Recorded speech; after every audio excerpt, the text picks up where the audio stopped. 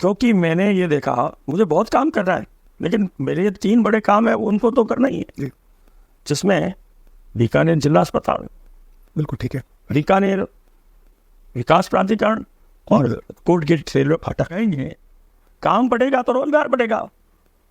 उनकी समस्याएं भी सुनी व्यापारियों की हमने, क्योंकि अगर व्यापार नहीं बढ़ेगा तो रोजगार नहीं बढ़ेगा, बिजनेस नहीं बढ़ेगा, रोजगार नहीं बढ़ेगा।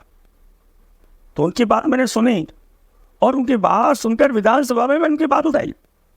रीको की है, वो जब बिजनेस खोलते हैं तो उनके लिए समस्या होती है।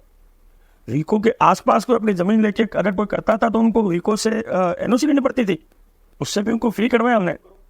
फिर मैं विधानसभा चला गया। एक दिन रात को कोई बड़ा फोर्ट था, 10 घंटा लाइट गई, 11 घंटा लाइट गई, बीकानेर आज भी नहीं हुआ। सारे रात मेरे पास फोन आते रहे। मेरे विरोधियों ने मेरे पुतले भी चलाए, उन्होंने मेरे खिलाफ नारेबाजी भी की। जब मैं इस फील्ड में आया हूँ, ये तो सब सुनना ही है, जिंदाबाद भी करेंगे और मुर्दाबाद भी करेंगे। लेकिन जिंदाबाद करने से खुश नहीं होता, मुर्दाबाद करने से दुखी नहीं होता। लेकिन जनता का जो दर्द है वो तो मुझे समझना होगा। जनता ने मुझे इतने वोट जीता के भेजा है। तो फिर मैंने कंपनी के जो चीफ शाह करके व्यक्ति एक ऐसे जयपुर नेता, उनको मैंने फ़ोन किया। मैंने कहा आप इस समस्या, ये जो समस्या है इसका हल नहीं कर पाए।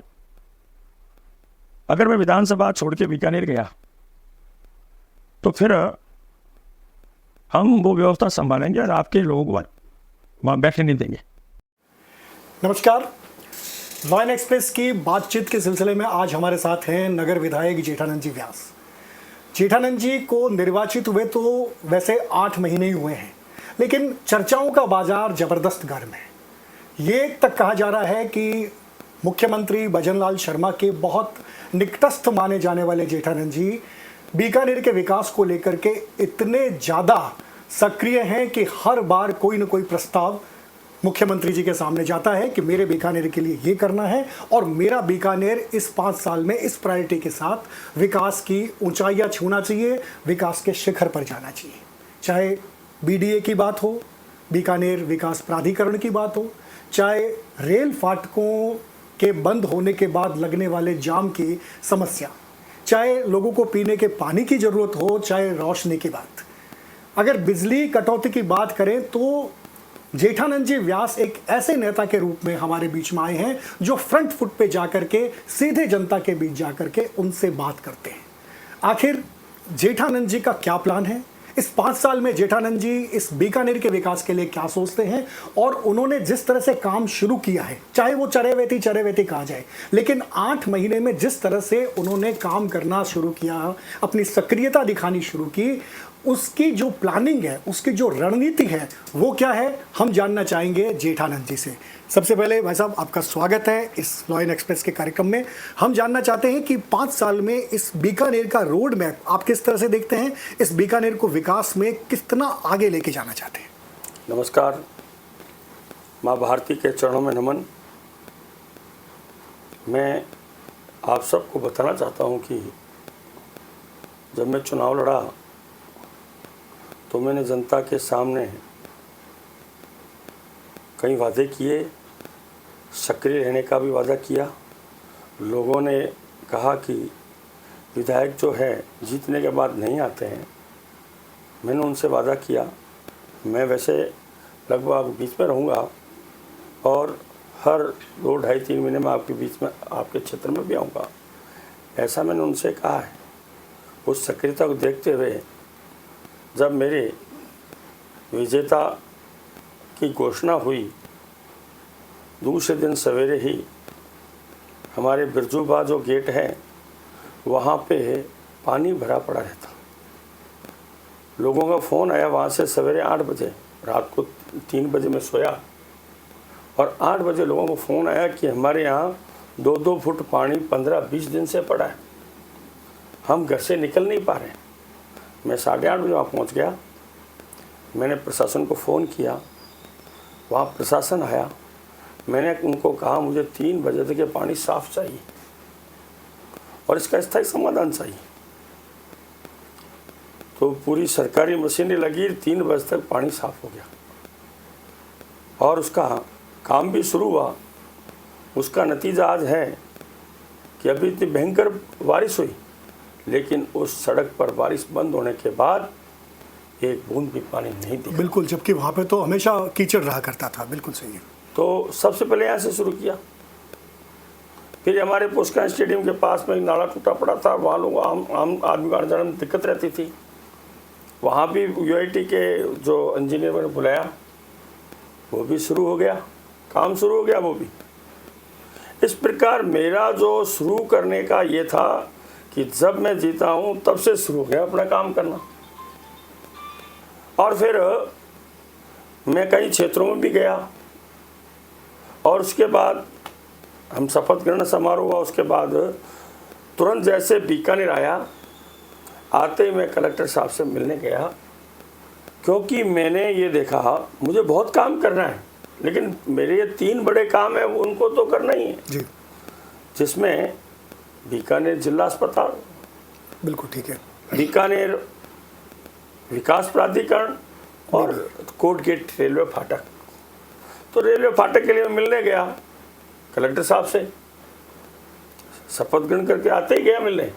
मैंने कहा मुझे इस समस्या का, तो उन्होंने कहा हम तो काम शुरू कर रहे हैं। मैंने कहा जल्दी मत करना, क्योंकि जनता का धन लग रहा है, एक समस्या हल करके हम 4 समस्या पैदा करें। तो मैंने वो समस्याएं बता दी, पानी की समस्या, वहाँ सीवरेज की समस्या, नीचे एक बड़ी पाइपलाइन चल रही है, वहाँ एक बड़ा नाला है, ये मैंने बताया। आप इनसे मुझे संतुष्ट कर दो और फिर आप ये शुरू करो, मुझे कोई एतराज़ नहीं है, ठीक है ना। अंडर ब्रिज से एतराज़ नहीं है और ओवर ब्रिज से एतराज़ नहीं है। मुझे तो बीकानेर की जनता के सामने जो समस्या उसको हल करना है, और हल भी ऐसा हो कि एक समस्या दूसरी समस्या पैदा ना हो, ये ध्यान रख के काम करना है। तो कलेक्टर साहब ने कहा ठीक है। तो वो प्रक्रिया वहाँ से शुरू हुई। फिर मैंने सोचा बीकानेर में युवा है, भटक रहा है, तो उसके लिए क्या करना चाहिए। तो हम सब ने मिलकर एक योजना बनाई, और बीकानेर पश्चिम क्षेत्र में आज तक कोई रोजगार का मेला नहीं लगा। और हमने प्रशासन से मिलके, और हम हमारे स्वयं के खर्चे से वो हमने एक रोजगार मेला लगाया, और वो रोजगार मेला जिसमें 321 लोगों युवाओं को रोजगार वहीं मिला। लगभग 125 के आसपास जिनको कंपनी ने अपने वहाँ बुलाया इंटरव्यू लेने के लिए, 4 ऐसे एमओयू हुआ जो घर बैठे काम करके उनको देंगे काम। ठीक बात है। 4 महिलाओं का ऐसा था। लोन प्रक्रिया भी कई लोगों की। इस प्रकार 500 के लगभग लोगों को रोजगार के आसपास मिला। तो हमने ये प्रयास किया और ये भी तय किया प्रतिवर्ष लगाएंगे ये इस क्षेत्र में। और फिर विधानसभा भी शुरू हुई। तो विधानसभा जब शुरू हुई तो मैं तो पहली बार विधानसभा में गया। जब विधानसभा में गया तो वहाँ भी मुझे बोलना था। तो मैंने बीकानेर की लगभग समस्याएं वहाँ विधानसभा में उठाई, जो बहुत वर्षों से चली आ रही है। और यह जब मैंने उठाई तो हमारे मुख्यमंत्री जी ने नोट की है एक एक बात, और नोट करने के बाद जब जैसे ही बजट सत्र शुरू हुआ तो बजट सत्र से पहले ही हमें 5-5 करोड़ रुपए सड़कों के लिए मुख्यमंत्री जी ने घोषणा कर दी। एक विधानसभा में 5 करोड़, प्रत्येक विधानसभा 5 करोड़ देने का। बिल्कुल। फिर जब बजट आया, बजट में भी बीकानेर को 100 करोड़ गंदे पानी की समस्या हल करने के लिए, और बीकानेर जो जिला अस्पताल है 2007 में जिला अस्पताल बन गई थी। सैटेलाइट 2007 से जो सैटेलाइट है वो 2023 तक एक क्लिनिक जैसी रह गई। तो ये बीकानेर की जनता के साथ धोखा था। हमने कहा नहीं, इसको जिला अस्पताल का स्वरूप देंगे, और उसको स्वरूप देने के लिए हमने भामाशाहों से मिले, और सरकार के सामने भी रखा, तो सरकार ने उसको उन्नयन की घोषणा की और वह 300 बेड का अस्पताल बनाने का प्रस्ताव दिया और घोषणा कर दी जी। मैंने इसके लिए भी स्पोर्ट्स यूनिवर्सिटी के लिए भी लिखा, ठीक है, लेकिन बीकानेर को स्पोर्ट्स कॉलेज की घोषणा उन्होंने कर दी, पहले स्पोर्ट्स कॉलेज दे दी उन्होंने। और यानी हर क्षेत्र में उन मुख्यमंत्री जी ने देना किया, लेकिन जब घोषणा हुई तो उसमें बीकानेर विकास प्राधिकरण का नाम नहीं आया, तो थोड़ा मुझे निराशा हुई। मैं मुख्यमंत्री जी से मिला, लिखित में दिया, और जब विधानसभा में मुझे मांग रखने का मौका मिला तो मैंने मांग रखी कि मेरे बीकानेर को विकास प्राधिकरण दिया जाए। जब उसके साथ और वापस घोषणा हुई, उस समय मुख्यमंत्री जी ने बीकानेर को विकास प्राधिकरण देने की घोषणा कर दी। तो ये भी बीकानेर के लिए अच्छा हुआ। यानी बीकानेर को और क्या चाहिए, हम स्कूल, जैसे सरकारी स्कूल है, उनके लिए भी लगभग 6 करोड़ रुपए लेके आए, उनकी मरम्मत और उसके लिए। मतलब ये कहा जा सकता है कि 8 महीने के आपके कार्यकाल में 8 से ज़्यादा काम बीकानेर को आपने दिलवाए हैं। बीकानेर में विकास कार्य शुरू हो गए, सड़कें बनेगी, गंदे पानी की निकासी होगी, सैटेलाइट अस्पताल बहुत सही तरीके से काम करने लग जाएगा, यूनिवर्सिटी की बात थी, कॉलेज पे आकर के रुक गई। मतलब ये कहा जा सकता है कि कम से कम ऐसे 8 काम थे जिनको आपने एक रास्ते में डाल दिया, एक पाइपलाइन में डाल दिया, जो धीरे धीरे आपके सामने हो जाएंगे। उस तरह से आपने एक मेरी मातृभूमि मेरी जिम्मेदारी एक काम शुरू किया था। आप यहाँ का जो बीकानेर का जो युवा है, उसके नशे में और जुए में जो उसकी जो फंसता जा रहा है, कारण कोई भी हो सकता है, लेकिन आज का युवा जो बीकानेर का युवा है, उसकी एक बहुत बड़ी समस्या ये है कि वो इन सब चीज़ों में बहुत तेज़ी से, चाहे वो बेरोज़गारी हो तो बेरोज़गार मेला भी आपने शुरू करवाया। इसको किस तरह से आप देखते हैं कि ये क्या मेरी मातृभूमि मेरी जिम्मेदारी का ही एक हिस्सा है या इसके अलग से ये कार्यक्रम है? हमने जो मेरी जन्मभूमि मेरी जिम्मेदारी जो शुरू किया है, वो इसी तहत है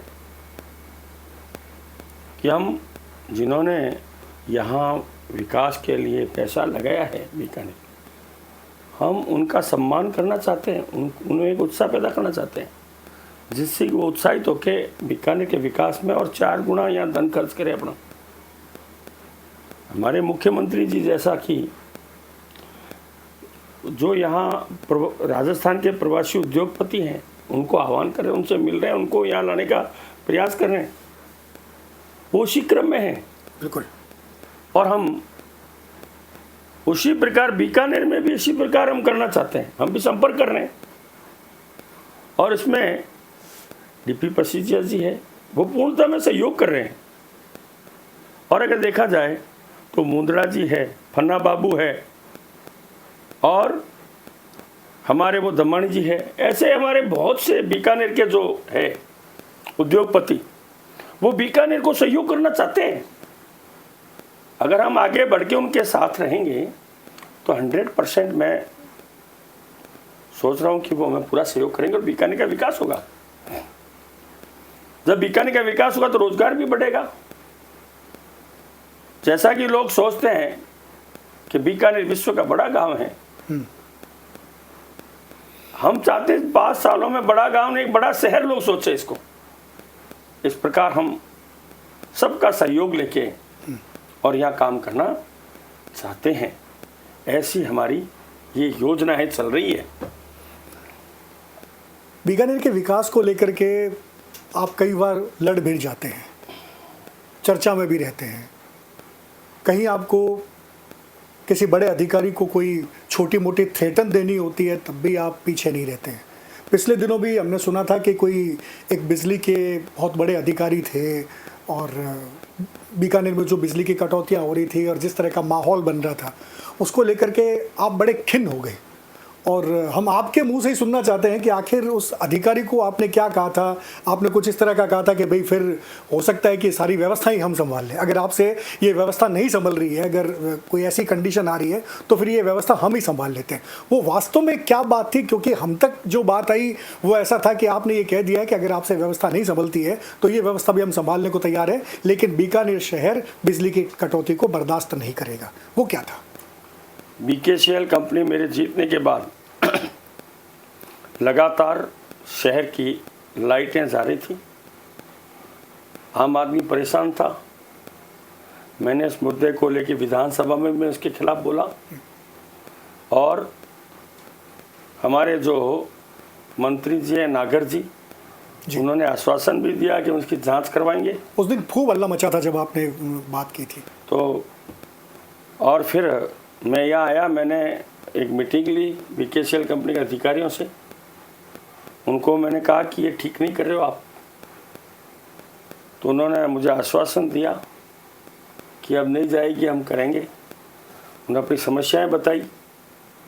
मैंने कहा ये समस्याएं आपको पता है तो पहले से आपको उसके लिए तैयार होना चाहिए। बिल्कुल। लेकिन फिर भी अब करो। फिर मैं विधानसभा में चला गया। एक दिन रात को कोई बड़ा फॉल्ट था और 10 घंटा लाइट गई, 11 घंटा लाइट गई। वो बीकानेर आज भी नहीं भूला। सारे रात मेरे पास फोन आते रहे। मेरे विरोधियों ने मेरे पुतले भी जलाए, उन्होंने मेरे खिलाफ नारेबाजी भी की। जब मैं इस फील्ड में आया हूँ तो ये तो सब सुनना ही है, जिंदाबाद भी करेंगे और मुर्दाबाद भी करेंगे। लेकिन जिंदाबाद करने से खुश नहीं होता, मुर्दाबाद करने से दुखी नहीं होता। लेकिन जनता का जो दर्द है वो तो मुझे समझना होगा। जनता ने मुझे इतने वोट जीता के भेजा है।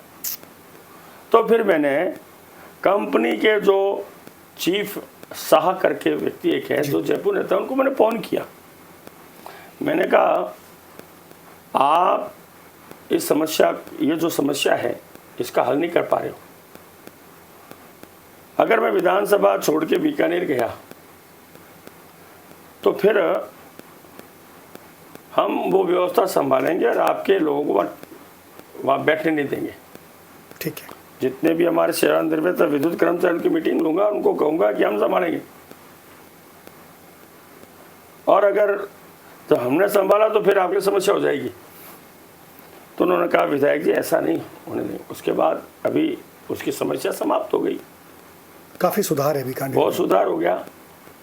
विधानसभा में एक मीटिंग भी हुई, हमारे मंत्री जी ने मीटिंग बुलाई संभाग से। उसमें इनके वो चौधरी जी सीओ आए थे। मंत्री जी ने उनको भी डांटा कि हमने जितना आपको दिया था साधन, क्या उसमें आपने बढ़ोतरी की है क्या? उनका जवाब नहीं था। तो उन्होंने कहा ये बढ़ा लेना, नहीं तो मैं खिलाफ कार्रवाई करूँगा। अभी इनकी जांच चल रही है। इनको नोटिस भी मंत्री जी का हमने दे दिया है कि आपका जो ये है सुधार लो, अन्यथा हम आपकी जो है करार जो है वो करार रद्द कर देंगे। हाँ, वो रद्द कर देंगे, ऐसा एमओयू रद्द कर देंगे, ऐसा उन्होंने कहा है। तो कुल मिला के हम चाहते हैं कि बीकानेर की जनता की एक एक समस्या को उठाएं। मैंने विधानसभा में व्यापारियों के लिए भी बोला, मैं उन मजदूरों के लिए बोला जो ठेका प्रथा में नौकरी कर रहे हैं और उनको 5-6 हज़ार रुपये मिल रहे हैं, संविदा वाले, सभी निविदा वाले। तो मैंने विधानसभा में कहा कि क्या इस जमाने में 5-6 हज़ार में किसी का घर चल सकता है क्या? तो इसलिए ये अन्याय है इनके साथ। कम से कम 15 हज़ार मिलना चाहिए। इसको भी नोटेड किया गया। पुजारियों के लिए बोला, मंदिर में जो पुजारी है उनको 5,000 रुपये मिल रहे हैं। क्या वो 5,000 उनका परिवार चल सकता है क्या? क्या मंदिर की रखरखाव कर सकता है क्या? नहीं कर सकता। तो हमने कहा जो सवेरे से लेके रात तक मंदिर में लगा रहता है उसको कम से कम 30,000 रुपये मिलना चाहिए। इसके लिए भी हमने रखा। और कर्मचारियों के लिए भी बोला, यानी मैंने किसी वर्ग को नहीं छोड़ा, हर व्यक्ति के लिए बोला मैं। और मैं सोचता हूं कि आगामी हर वर्ग को इसका लाभ मिलेगा ही मिलेगा। इतना सक्रिय रहने के बाद भी कई बार आपका सामना विरोध से हो जाता है और सामान्य नेता जिस तरह से इस तरह के विरोध से अपने आप को बचाने की कोशिश करते हैं, सफाइयाँ देते हैं, अपने आगे 3-4 एक लेयर रखते हैं ताकि वो लोग ही बात कर ले, खुद तक पहुँचे ही नहीं। वहाँ पर आपको देखा है कि आप बिल्कुल लोगों के सामने जा कर के बात करते हैं और उनको कन्वे भी करते हैं। अगर कागज़ की ज़रूरत होती है तो पिछली बार तो बहुत ही एक अच्छा उदाहरण पेश आया कि कोई गोपेश्वर बस्ती में कोई टंकी का मामला था, तो आपने तुरंत वहाँ पे कागज़ भी मंगा लिए और महापौर सुशीला कंवर जी कागज़ भी लेकर के आ गई। इस तरह की स्थितियाँ जब आपके सामने आती है तो किस तरह से उनको फेस करते हैं? जैसे टंकी का मामला हुआ, गोपेश्वर मंदिर है जी, मैं एक सनातनी हूँ और मंदिर की मुझे ज़्यादा चिंता रहती है जी, और मैं विधानसभा में भी जहाँ जहाँ मंदिरों पे अतिक्रमण हुआ है उसको हटाने के लिए बोला हूँ, तो मंदिर की मुझे पूरी चिंता रहती है। और गोपेश्वर महादेव मंदिर है, उसकी ज़मीन 4 बीघा 15 विस्वा है। हमने उस ज़मीन को छुआ नहीं, लेकिन वहाँ 10 बीघा ज़मीन लगभग सरकारी है। वो भी ज़मीन हम मंदिर में ही मानते हैं, ठीक है, वहाँ कथा होती है, सब होते हैं, लेकिन एक ऐसा उनका किनारा है जो किसी काम नहीं आ रहा था।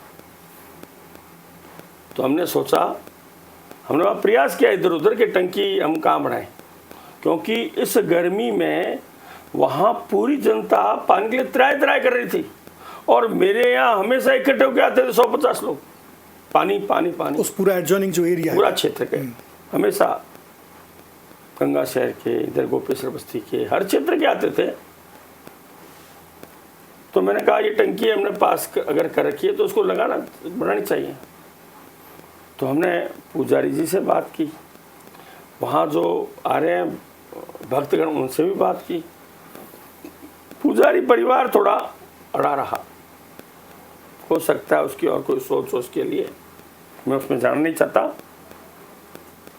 लेकिन मैंने कहा कि ये जो स्थान है वो किसी के काम अभी नहीं आ रहा है, ना आएगा। तो पीछे नाला है, इधर ये किनारा है, खड्डा है, तो यह बना दी जाए। लेकिन सब ने हमें स्वीकृति दी कि नहीं। फिर हमने, क्योंकि सरकारी ज़मीन है, तो हमने निगम में एक एप्लीकेशन भी वहाँ के लोगों से लगवाई, यहाँ परमिशन दो। तो उस निगम ने परमिशन दी है बनाने की। और जब वहाँ बनाने गए, किसी का विरोध नहीं था, केवल वो पुजारी परिवार का विरोध था। सब लोग हमारे साथ थे, वीडियो देखते हैं तो वो परिवार हमारे सामने खड़ा है। लेकिन एक परिवार के कारण हम बीकानेर के विकास को नहीं रोक सकते। हम जनता की जो दर्द है उसको मिटाना चाहते हैं, उसमें बाधा नहीं कर सकते। तो इसलिए हमने वो कागज़ भी मंगवाए उस ज़मीन के, उनको दिखा भी दिए, काम भी शुरू हुआ है और वो टंकी बन रही है। इस प्रकार हम जब भी कहीं काम करने जाते हैं, जैसे गंगा शहर में चांदमल जी बाग के पीछे पानी की, ये गंदे पानी की बहुत बड़ी समस्या है। अभी बारिश आई तो कई घरों को नुकसान हो गया वहाँ, लेकिन वहाँ ये है कि वहाँ से आगे पानी जाने का रास्ता ही नहीं है, ठीक है, तो पानी कहाँ डालें। वहाँ एसटीपी का एक वो लगा हुआ है, प्लांट लगा हुआ है, तो वहाँ पानी डालना है। पास से नाले आते हैं, लेकिन नाले की सफाई वहाँ के लोग नहीं करने दे रहे। वो कह रहे मेरी ज़मीन है, इसके अंदर से मैं वो मशीन जाने नहीं दूंगा, तो कैसे होगी सफाई। तो वहाँ भी मैंने लोगों को समझाया, ज़मीन हम नहीं ले जा रहे हैं, ज़मीन आपकी रहेगी, ये तार हटा लो, ये सफाई हो जाएगी। आपके लिए कर रहे हैं, मेरे लिए नहीं कर रहा हूँ। टंकी बनी है तो पानी मेरे घर नहीं आने वाला, वहाँ के लोगों के लिए आने वाला है। उसकी सफाई होगी, गंदा पानी आगे जाएगा तो वहाँ के लोगों को सहयोग मिलेगा, बिल्कुल उनके लिए कर रहे हैं हम। कई लोगों को समझ में आया, उन्होंने कहा ठीक है। पहले वो अड़े हुए थे, जब मैंने समझाया तो कई लोग हुए कि नहीं ऐसा होना चाहिए। आम आदमी बहुत अच्छा है, लेकिन समझाने की आवश्यकता है। लेकिन ये जो सिरदर्दी आप मोल लेते हैं, अगर पूरा एक देखें, पूरे देश का, प्रदेश का या शहर का सारा सिस्टम देखें, तो नेता लोग इस तरह के काम नहीं करते हैं। नेता पब्लिक का विरोध सहन करने से डरते हैं, और आपको ऐसा लगता ही नहीं है। आपको लगता है कि पब्लिक मान भी जाएगी, और होता भी यही है कि पब्लिक बाद में मान जाती है, पब्लिक कन्वे भी हो जाती है। ये जो आपके अंदर जो केमिस्ट्री है, मतलब आप सीधे जा करके उनसे बात भी कर रहे हैं, विरोध भी होता है, विरोध होने के बाद में जब बात आती है तो जो लोग विरोध में होते हैं वो आपके पीछे खड़े हो जाते हैं। ये जो चमत्कार है वो कैसे करते हैं आप? जब काम करने की मानसिकता होती है, और बीकानेर जनता तो मेरी है, मुझे मेरा परिवार लगता है, और मुझे विश्वास है मैं उनके बीच में जाऊंगा तो मेरी बात मानेंगे। अगर मैं नहीं जाऊंगा तो उनमें और दूसरी लोग अन्य भ्रांतियां फैलेगी। तो जब मैं जाऊंगा और जब मैं उनसे बात करूंगा, अपनापन होगा। हो सकता है जब मैं जाऊंगा तो वहाँ मेरा पहले विरोध भी करेंगे, विरोध करने वाले भी मेरे हैं, दूसरे नहीं है। लेकिन उनको जब ये समझाऊंगा कि मैं इसलिए कर रहा हूँ, तो मेरे साथ से वो विरोध भी कम हो जाता है, खत्म हो जाता है विरोध। इसलिए जनता ने मुझे जिताया है, मुझे जनता के लिए काम करना है। लेकिन हर व्यक्ति को समझाने की आवश्यकता है। अच्छी जनता है, समझाते समझ में आता है, और वो सहयोग भी करते हैं।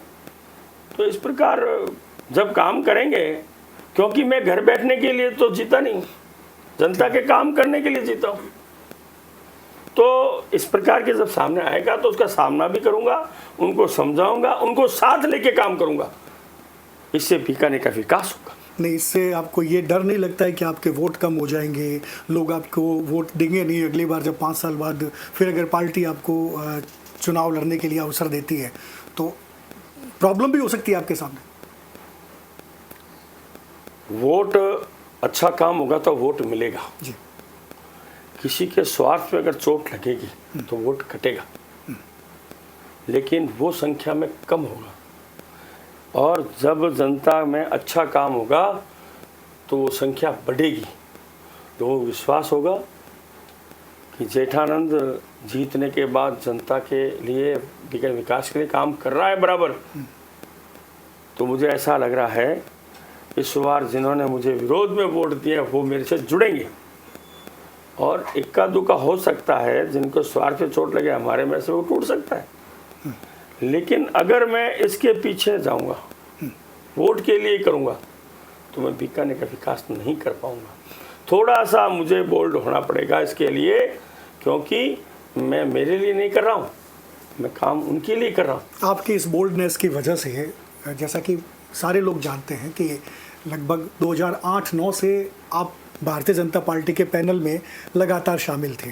जेठानंद को टिकट मिलेगा, जेठानंद व्यास प्रत्याशी हो सकते हैं। आपने न तो कभी भारतीय जनता पार्टी की तरफ देखा, न कभी टिकट के लिए किसी को कहा। अपनी एक जो संघनिष्ठ आपकी जो परंपरा है, आप जिस तरह से काम कर रहे हैं वो लगातार करते रहे, और यूँ करते करते आखिरकार आपको टिकट मिलता है, सारी चीज़ें होती है, आप जीतते हैं। और जीतने के बाद में जिस तरह की आपकी सक्रियता होती है और जिस तरह से विरोध, समर्थन, चर्चा होती है, उसको लेकर के सीएम साहब से तो आपकी जो नज़दीक हैं वो सभी को पता है। इवन राजेंद्र राठौड़ भी आपको फ़ोन करके पूछते हैं कि सब कुछ ठीक है ना। मदन राठौड़ जो अभी प्रदेशाध्यक्ष है, उनका भी फ़ोन आपके पास आता है कि जेठानंद जी सब कुछ क्या चल रहा है। मतलब आप पूरे स्टेट में चर्चा का विषय, एक ऐसे विधायक के रूप में स्टेट में आप चर्चा का विषय हैं। इसका मतलब बहुत स्पष्ट है कि बहुत जल्दी आपको कहीं और बीकानेर की जनता देखेगी, और वो हो सकता है कि कोई एक मिनिस्टर का पद हो, कैबिनेट का पद हो। इन सब चीज़ों पर आपकी क्या प्रतिक्रिया है? मेरी आज तक कोई अपेक्षा नहीं रही जी।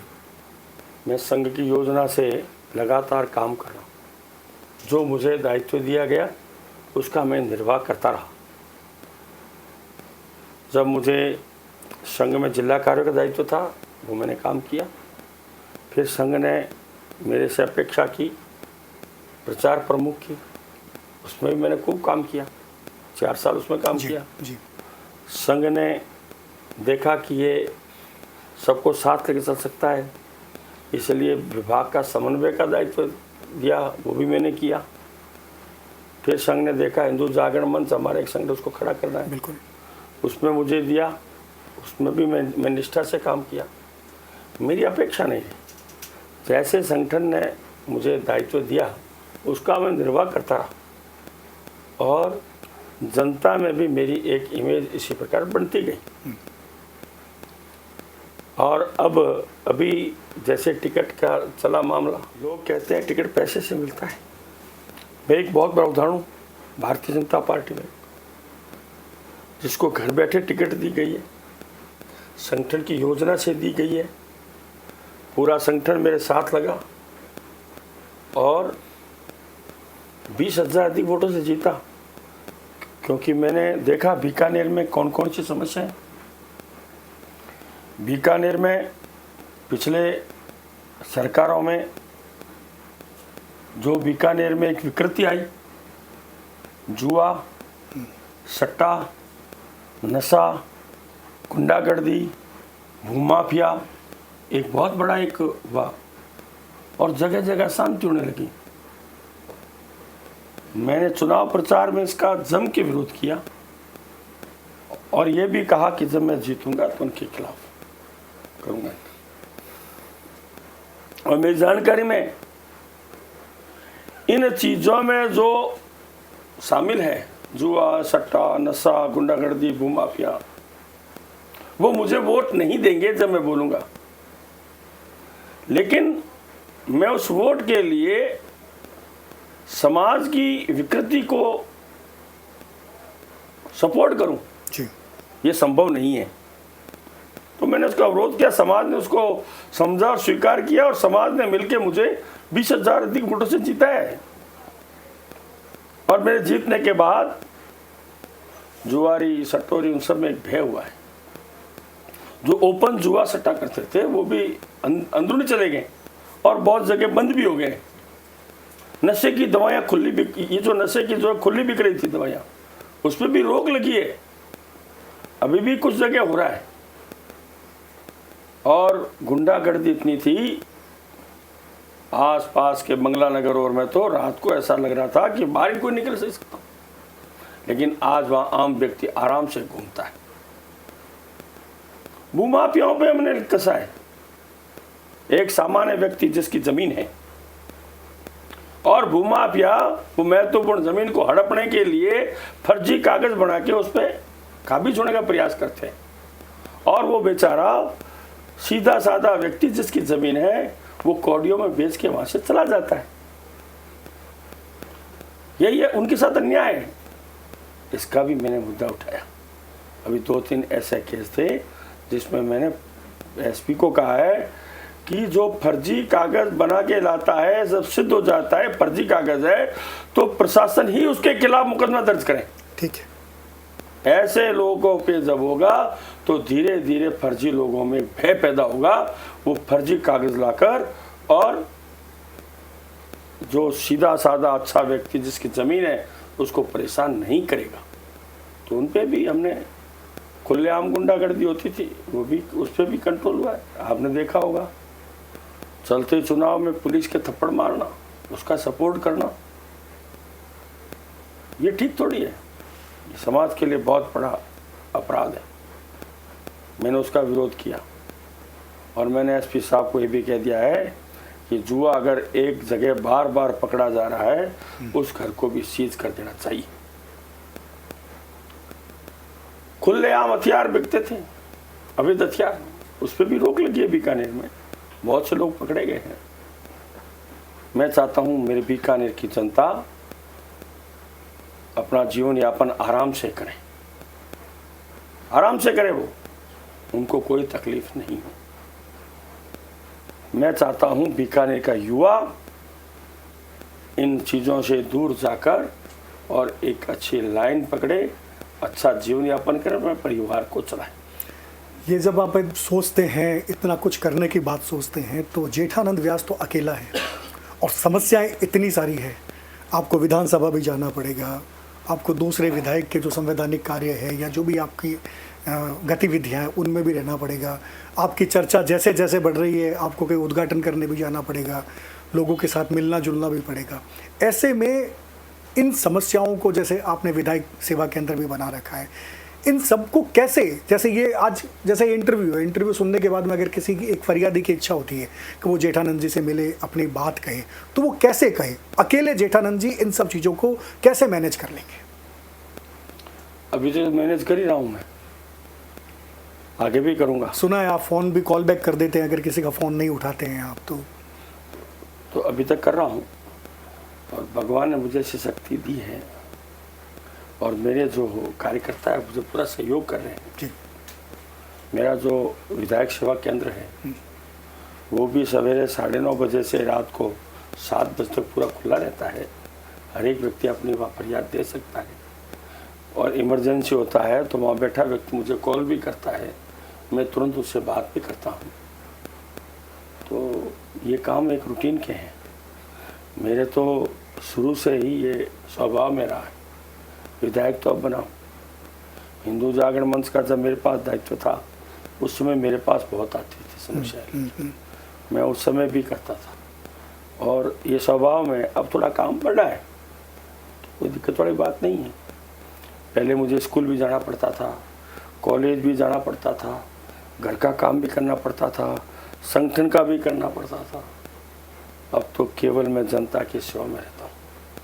लगभग 16 घंटा से 18 घंटा के बीच में हर व्यक्ति की सुनने का प्रयास करता हूँ, हर व्यक्ति की समस्या हल करने का प्रयास करता हूँ।